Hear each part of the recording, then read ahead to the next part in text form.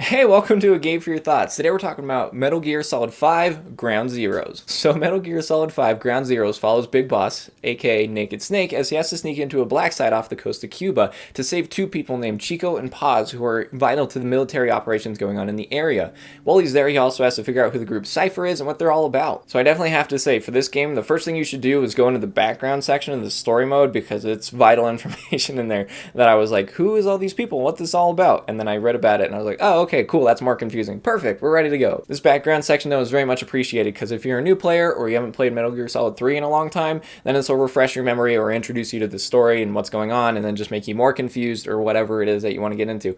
But I absolutely will say that this background information is very much appreciated as it helps set up the story and just kind of gets things moving before the game even starts. So when you start up the game, there's like a 5-minute cutscene that introduces a little bit more and just brings Snake into the scenario and just sets everything up for the gameplay. And I did appreciate that after this cutscene, the gameplay just takes over and lets the gameplay tell the story, which I thought was awesome and very different from the Metal Gear Solid series. Though the gameplay does take over and takes up a lot of the time of your experience in Ground Zeroes, the story that is there is very awesome and well done on a very expert level. The cinematics are very cinematic, and the acting and the motion capture and the facial recognition stuff, it's all very expertise, and it's just like so phenomenal. Kojima is the best at what he does, and certainly Metal Gear Solid 5 is one of the best examples of this, and Ground Zeroes just sets all that up. The final cinematic of this Ground Zeroes prequel is incredibly tense, and there's so much action, and the dialogue is just great, and it's delivered so well that it just really feels like you're watching some intense military action-packed adventure, and it's just so awesome. After you complete the main story of this game, there's tons of other side missions you can do that have a little bit of story that kind of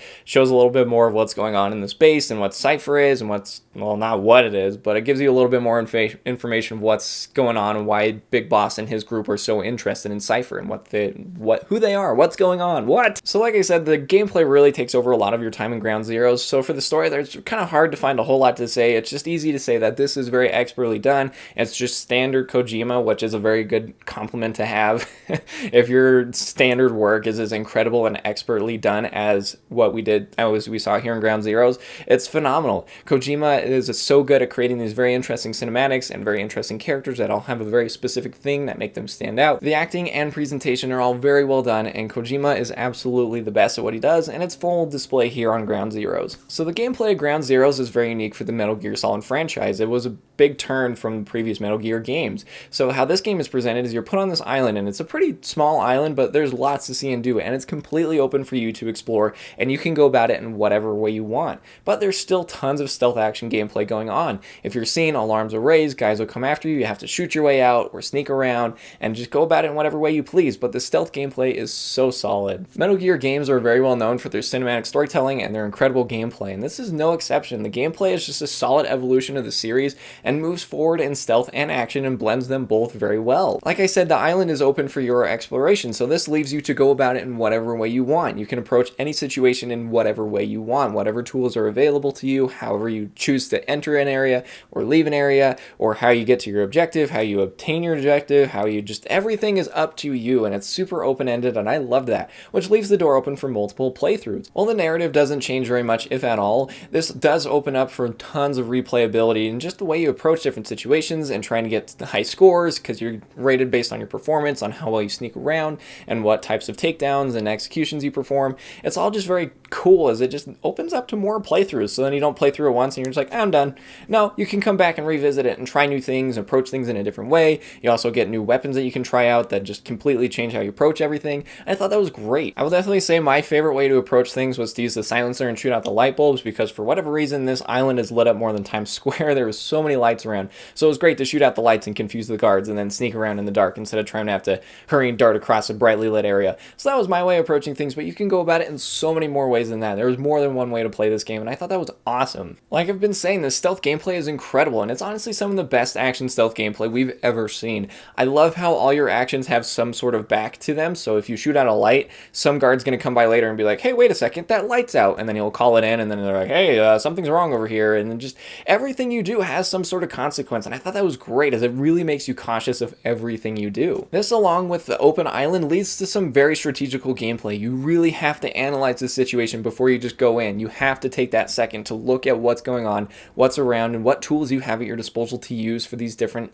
situations and the way you go about everything. I just thought that was great, as everything was cause and effect. Everything that you did have some sort of effect on the future of the gameplay or the situation, which was so rad. Success is very much earned, and it feels so gratifying. The moment you get on the helicopter and fly away from the island, you can let out a sigh of relief that you did a job well done. And then once you get your scores, you can see where you made mistakes or where you could have done better, and then it gives you a little bit more motivation to go try again and be like, oh, maybe I probably shouldn't have shot so many dudes. So you can go back and try again and be a little bit more stealthy, interrogate a little bit more to find better resources and places to approach different areas. I just thought it was great, as it wasn't just a one and done. It really encourages you to go back and play through every scenario a few times. And speaking of multiple scenarios, I did appreciate that each scenario played different. You have the main story, which follows the main gameplay, but then you also have subsequent ones that change it up a little bit. You have more different objectives. There's ones that you have to go and eliminate 2 dudes. There's one where there's like a action-packed helicopter shooting sequence, which I thought was awesome. And then just more different situations that you can approach each one in whatever way you want. There's also 2 secret ones that if you can find a bunch of collectibles, you'll unlock them, that are really cool and pay some awesome homage to previous Metal Gear games. I gotta say though, I really did love playing Ground Zeroes. It wasn't a super long or lengthy adventure like previous Metal Gear titles, but I thought it was a great setup to Metal Gear Solid 5, and I'm really excited to jump into that one and give that one a good solid review, because I really love these Metal Gear games, and I feel like this Ground Zeroes Phantom Pain gameplay is the perfect stealth action gameplay. Everything has a cause and effect. The gameplay is just so tight and solid, and everything you do is just open for your choice, and it's a little bit more strategical, and you really have to think about you approach each situation. The lighting is very well done, and I loved the daytime missions, as they were just very beautiful but very difficult because it's easier for you to get seen. But it's just very nice, as there's a lot of variety here, and just really puts this stealth action gameplay on full display with this open island for you to explore, and the art and the presentation is fantastic. The graphics are gorgeous, and I really loved everything that this game did, as it just was so much fun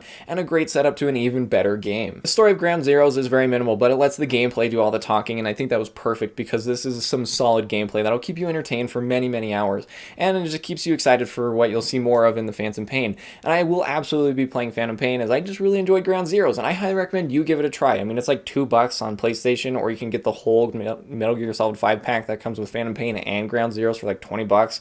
So yeah, I highly recommend you pick this up, as it's just expertly made and crafted, and Kojima's the best at what he does. While he's not with Konami anymore, I will certainly say that he went out with a bang. He did the best he could with what he was working with, and it very much shows. Well, it's very unfortunate that we probably won't ever see a new Metal Gear game again. I think what we got here with Ground Zeroes and Phantom Pain, it's just fantastic, and I'll definitely talk more about this in my Phantom Pain review that I'll do later on, so look forward to that. If you like stealth action games, I say you must give this a play. I think it's absolutely worth trying. I mean, for how cheap it is and how accessible it is, I absolutely think it's worth playing. If you're a new player, just be patient. It'll take a second to get a feel for how everything functions and works, but it'll be so worth it in the end. It's, like I said, success was very gratifying, and I feel like Ground Zeroes is one of the best Metal Gear games, though it is very short in its presentation and gameplay and just overall time with the game. I still feel like it's worth every second. Hey, thank you so much for watching the video. Let me know what you think about Ground Zeroes down in the comments below, and while you're down there, if you want to help me out and hit like, subscribe, and the bell to get notified every time I post a new video, that would be awesome.